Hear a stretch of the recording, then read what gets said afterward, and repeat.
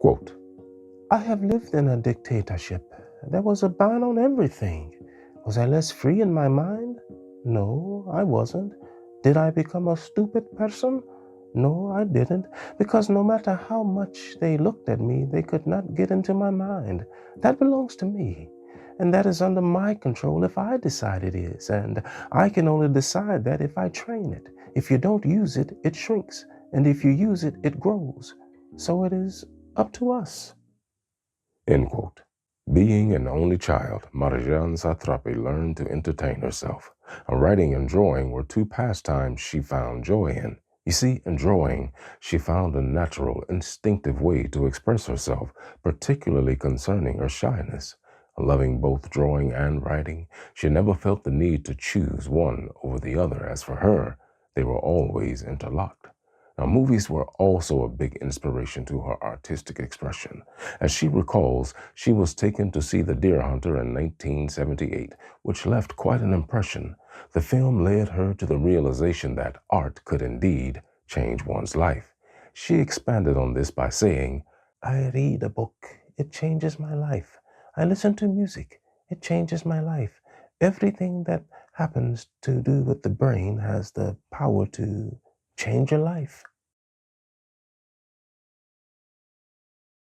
She read French comics like Asterix and Tintin while still in Iran.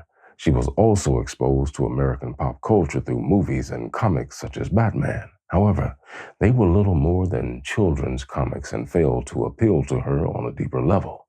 Then one day after her move to France, her 24th birthday to be exact, she was given a copy of Art Spiegelman's Mouse. Now, you can learn more about Mouse on episode 12 of House of Words. Anyway, she didn't know what to expect. As soon as she began reading it, it opened a whole new world for her.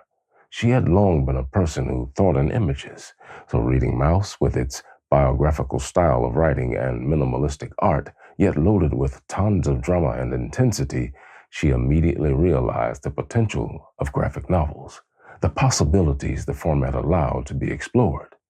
Well, finally, she got the introduction to the path she had been searching for.